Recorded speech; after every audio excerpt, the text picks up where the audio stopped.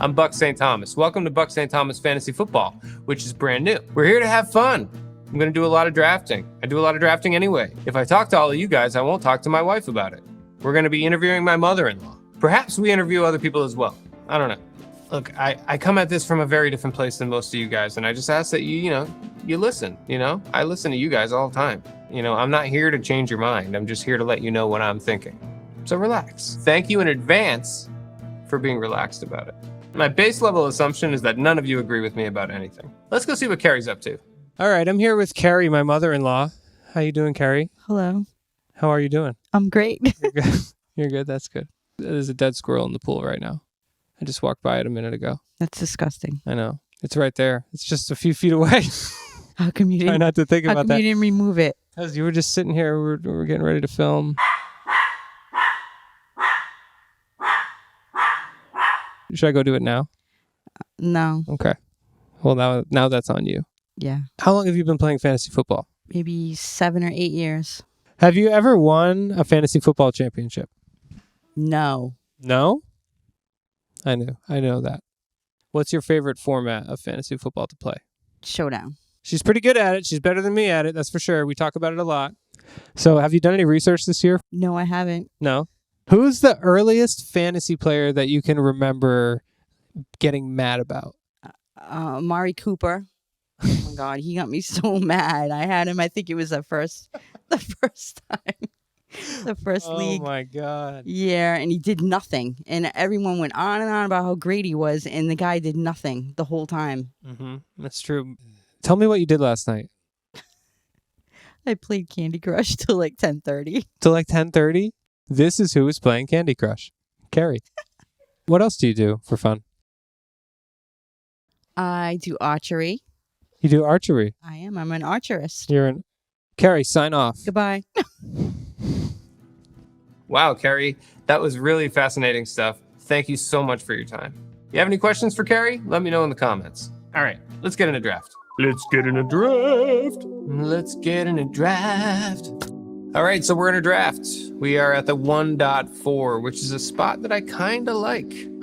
There's a chance you get one of those running back fallers in Bijan and Jameer, or you get a great wide receiver, one of the 3 elites at the top there with Chase, Nakua, and Smith and Jigba. So let's see what falls to us here. I really do feel like there's a ton of flexibility if you go early wide receiver here. A lot of people scared to miss out on running back and maybe pull up Taylor or CMC, but I think these wide receivers are just as big an advantage. I really do. I think there's enough available later in the mid rounds that you can make up the disparity there with what the early guys are getting at running back. We're here and we're right at ADP with Puka Nakua. I'm just going to take Puka. It's early on in the process. I've done about 25 BBM so far, and I don't think I really have much Puka, so here we go. Puka, welcome to the team. Puka's got his attitude problems. When has that ever been a problem for a wide receiver? As long as he's not in jail, as long as he's not getting suspended, he's going to be fine. Puka's nuts. Maybe more TDs even go his way this year, as Adams ages a little bit. Or if Adams gets dinged up and Puka stays healthy, What if we get a healthy Puka year? And what if Adams gets a little dinged up or loses a step? Puka probably has as good of odds as any running back as being the 1.1 next year. And I am gifted Ken Walker III at pick 21. Oh, yeah. All day. Ken Walker is going to blow it up. He's absolutely going to blow it up. Mahomes is going to be limited to start the year. He's not going to be scrambling. They're going to run the crap out of the ball. They have Bieniemy back. Kenneth Walker is about to have 23 touches a game, I think, to start the season at the very least. And if it goes well, they'll continue. I think he's going to get more passing work than we saw him get in Seattle. The guy's very capable. He's an insane athlete. Super Bowl MVP. All right, so we're coming up at pick 28 here, and we see Neighbors falling. I'm not into that yet. Not into ETN at this cost. Rice, no. Allen, no. Smith, no. I'm going to have to pull somebody up here, I think, unless... Oh! Man, no. I'll go ETN. I don't have much ETN. I should really take some ETN. Get over the bias. Take ETN. Just let it happen. Put him in the queue. Okay, we got him. I don't care what the news says. Kamara's not forcing a split. I think he's a hometown boy too, right? Yeah, he loves it down there. Named his kid Saint, I think. He put himself in the Saints in Madden when he was a child, okay? we're picking this guy. I just have such bias against ETN because I didn't think he was great going into last year. And he did well. He showed me that he was better than I thought he was. But I also think that Liam Cohen is a wizard. Who knows how much of his success was scheme and offensive environment as a whole. You'd like to think that he's going to be a focal point of the offense, but they just drafted Tyson as well. Oof, don't talk yourself out of ETN. Right. All right, so we have a few fallers here coming to us at pick 45. Flowers or Wilson would be welcome additions to this team. Okay, Wilson goes. If Flowers falls here, then he's an auto pick. Nope. All right. That's a bummer. Okay, I'm going to be coming up in just a few picks. I wonder, what does Kerry think about Devontae Adams? Do you think Devontae Adams still has it? Maybe not all, but he's probably good, but not great. Okay. Like and subscribe to the channel. Mike Evans on the team. I picked Mike Evans there because I hope that Devontae Adams comes back around. Kerry wasn't super sold on Devontae Adams, and maybe I'm looking at it through rose-colored glasses mostly, so hopefully he comes back around here. Mike Evans, if all things go right for him and he stays healthy, he's a touchdown machine. Brock Purdy is underrated. It's really just the age thing and the injury concern because he showed he can still separate last year. I mean, he's lost a step as everybody does. He's lost a step as A.J. Brown has lost a step. It's going to be hard for Evans not to work if he's on the field and healthy because they've been waiting for someone like him. And here we are up again, and Adams has gone, so we don't get him, and kind of at a loss right now. I really like Lamar here, but I got to go with my guy DJ Moore. I got to take him. I know Kerry doesn't like him. I got to take DJ Moore. I'm down at wide receiver. DJ Moore is getting a lot of hate right now. He quits on some routes. Okay, so sue him. He quits on some routes. This dude was nuts in Carolina with crap quarterback play, and then he goes to Chicago with crap quarterback play and has a crazy season with Justin Fields. Ben Johnson, certified psychopath, comes in with the most rigid structure, which I have to say I can understand, the most rigid structure of his offense. No room for someone like DJ Moore who likes to improvise, likes to make a connection with his quarterback, build that trust with the quarterback where the QB knows where he's going to go when the play breaks down, or if he sees the coverage adapt a certain way, he's gonna read it and go somewhere else. Ben Johnson has got no time for that. So what did Ben Johnson do when he came in? He said, I don't want someone like DJ Moore. I want Colston Loveland. I have Roma Dunze, and I want Luther Burden. DJ Moore was phased out of the offense. Did they go to him when the chips were down and they needed it? Yeah, he had a big game in the playoffs, and they tried to go to him again, and he improvised a bit. The relationship was over on that play for sure. The thing about DJ Moore is that it was a lot more about scheme fit than it was about his athletic ability. He wasn't a big part of what Ben Johnson wanted to do going forward. But now he goes to Josh Allen. This dude is so much better than Khalil Shakir. Coleman's a joke. Josh Palmer, come on. Kincaid has like one knee. DJ Moore is going to score a lot. He's back with his coach Joe Brady too. I don't know. All right, we're on the clock again. Joe Burrow. Let's check in with Kerry about Joe Burrow. How good does he think he is? Do you think that Joe Burrow is better than Patrick Mahomes right now? Yes. Wow. Not even a question. Wow. Why? Because he just is. Well, I took Ramondre. Ramondre's just underpriced, man. He's very underpriced. He's the RB1 in New England.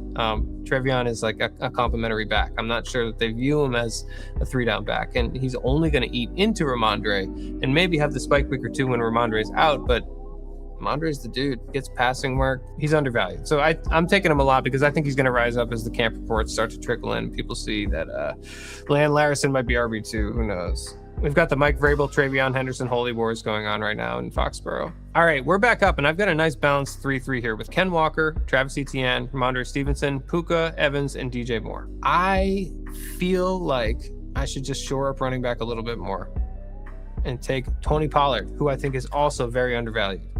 Yes, I know it's boring, but what's going to happen? Singleton might be able to push a little bit later in the year, but it doesn't seem like they're getting rid of Pollard or Spears. And at this cost, I just feel like he doesn't have to crack 1,000 even. Say he cracks 1,000. Say he has 8 touchdowns. Say the offense takes a step. Say he catches more balls. The Titans are one of the teams that I think are going to throw a lot this year, relatively speaking. It doesn't mean that they're not going to run the ball a ton, but Tony Pollard catches passes just like Tajee Spears. And he has both his ACLs. And if the offense is better and throwing more, then Pollard maybe gets some more scoring opportunities, and there's touchdown equity to weigh there. But I've got a running back room that's pretty solid. Running back or tight end in my flex this year is the way that I want to play it, and I normally have a tight end by now. And my man, where is my man Tucker Kraft? Like and subscribe to the channel.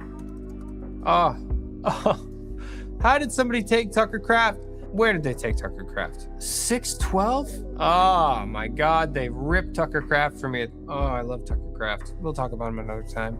I talk about that guy a lot. You know who Tucker Kraft is? Yes. Okay. What do you think? Tight end. Yes, he's a tight end. That's right. Do you know what team he plays for? No. Pittsburgh, maybe? No, he plays for the Packers. Packers. Okay. He's really Green. good. Yeah, they're green. That's Right. All right, we got DJ Moore, we got Mike Evans, a couple olds, and a young, Puka Nacua. A couple olds and a rapscallion who gets in trouble a lot. The elder statesmen, Ramondre Stevenson and Tony Pollard and Travis Etienne. Even Kenneth Walker is kind of an elder statesman now. I need a little bit of youth on this team. I say I need a little bit of youth on this team, but I'm looking at Chris Godwin right now, and I want him. I want that. I want that. How are we feeling about this here 32-piece set? I want that. Chris Godwin, you're coming down to me, and I'm going to make the case to the people here.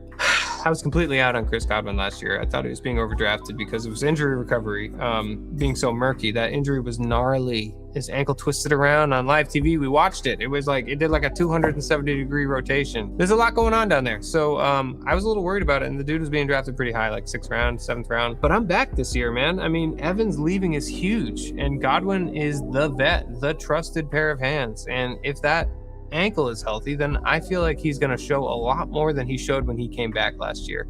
Do I expect people like Chris Godwin and DJ Moore and Mike Evans to look like their 22-year-old selves? No. Do I still expect them to have the savvy and know-how and athletic ability to get it done? Yeah. Is 80% of Chris Godwin great at pick 9-4? I think so. Is Baker going to throw 10 touchdowns to Chris Godwin? Who knows? I think so. Chris Godwin and Tony Pollard and Ramondre alternating in my flex would be fun. That would be fun for me. All right, so I'm up now, and I think I have to take Kyle Pitts. He's the second in the progression, sometimes the first in the progression over there. I think Pitts is a no-brainer pick right now. Now that he's risen to the 9th round, we saw what he can do. You needed him. You needed him last year. I took Pitts last year on 2 of my biggest board teams. That really helped out. We need to really hit quarterback when it hits our turn again. We are hoping that a quarterback falls to us in 12 picks. We're going to start taking quarterback. Now, when you build like this, you are not always prioritizing stacking, and you're not always planning ahead which quarterbacks you're going to take. Okay, it looks like we have some options here. We simply want to get 20 points a week from our quarterback room with upside for 40. Thus far, 9 players, 9 teams. Let's see if we can correlate in the back half here. I would love to get Shuck or Baker. Shuck to go with Etienne, Baker to go with Godwin. I would love that. And all right, we're getting Shuck here. I'm just gonna go ahead and take him. I'm gonna go ahead and take Shuck. Let's see what we can do. See if we can get Baker, and if not, Love or reach for Willis, I think. Okay, so Love went, and Baker goes.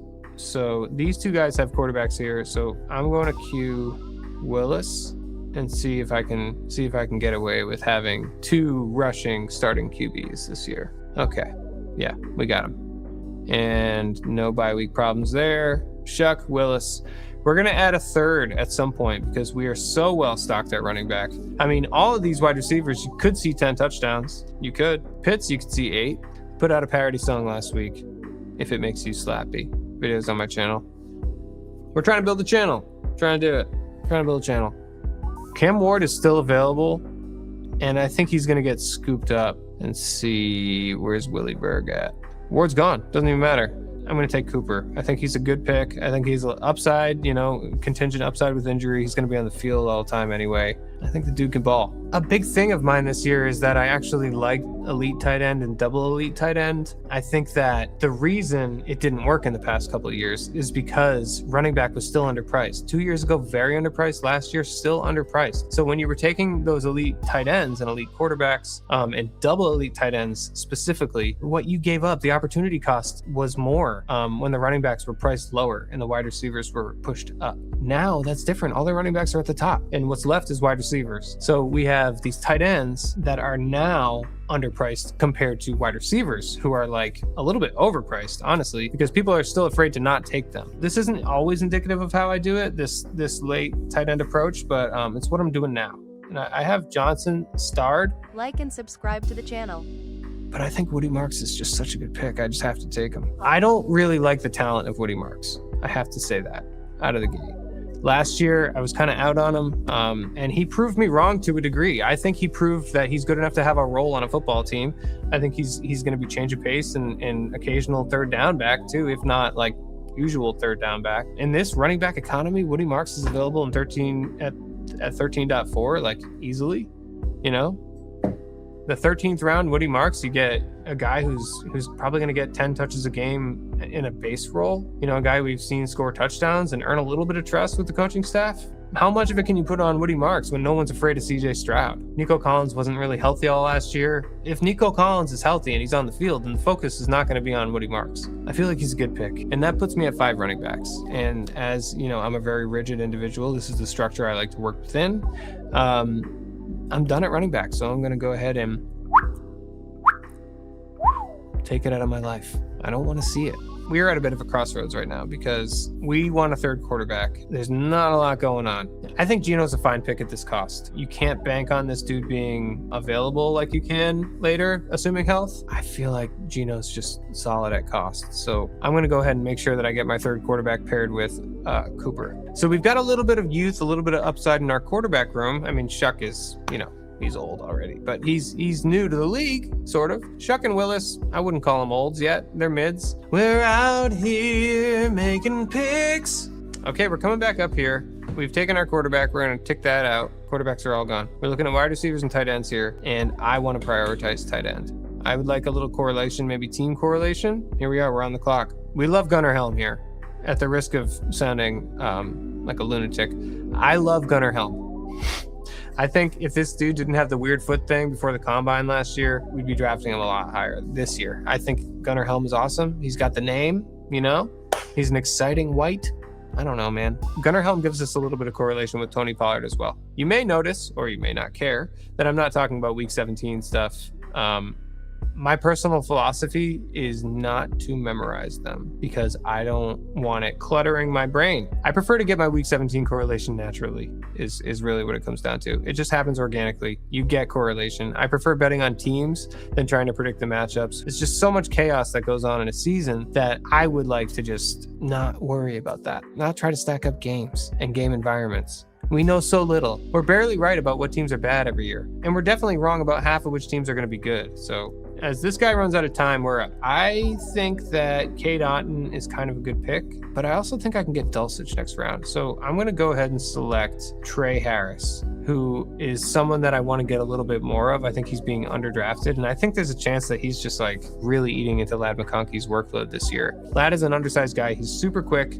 I think the best case, your absolute best case, is Jalen Waddle, a Jalen Waddle type in McDaniel's offense. Your worst case is Trey Harris is wide receiver 2, and it's, you know, round 16, so I'll take him. All right, I'm going to go ahead and just pull up Dulcich to get the little correlation there with my man Malik. And, you know, Dulcich is one of those guys who we know he's athletic. He's always had problems with injuries and just earning trust. But right now, it's a real who else is there over there. For a guy like Malik, I think Dulcich might be a security blanket if he's out there. He looks good when he gets the ball. We're going to queue up a few people that I like down here. One of whom, Vele, came on at the end of last year, had a big game, got hurt in that big game, I think on a touchdown catch. He's a big, like, possession receiver. He's big. I think he's like 6'4". He's a pretty big guy. He's an older guy who came into the league. So is Shuck. Maybe they like that about each other. Who knows? Another guy that I like that nobody's taking really is Mims. You have to scroll real far. Got scoliosis. Got scoliosis. I got Scrolio. I think Mims is great, and I really do think that he showed at the end of last year that he could be trusted. When Bo Nix broke his ankle on that play, that very play, he underthrew Mims, probably because he broke his ankle, but Mims was wide open for a second touchdown that was going to win that game. The Broncos were at least going to beat the Patriots last year to make the Super Bowl. That's true. Keenan Allen is probably going to be on a team.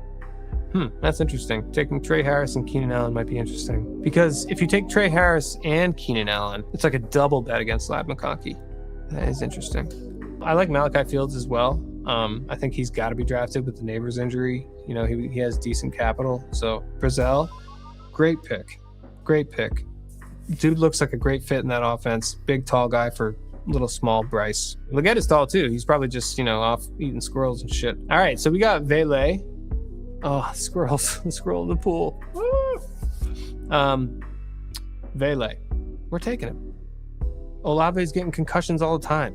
He's out. Huge concussion risk. Maybe one of the biggest concussion risks in the league, not outside of Tua. And you've got Tyson, who comes into the league with knee problems. And, you think, well, maybe Vele is going to be on the field more often than not. And maybe this dude's even going to be blocking in 12 at the beginning of the year. When you're in 12, that helps you. That is our whole team. Tyler Shuck, Malik Willis, Geno Smith, Kenneth Walker, Travis Etienne Jr., Ramondre Stevenson, Tony Pollard, Woody Marks, Puka Nacua, Mike Evans, DJ Moore, Chris Godwin, Omar Cooper, Trey Harris, Devon Vele, Kyle Pitts, Gunnar Helm, Greg Dulcich.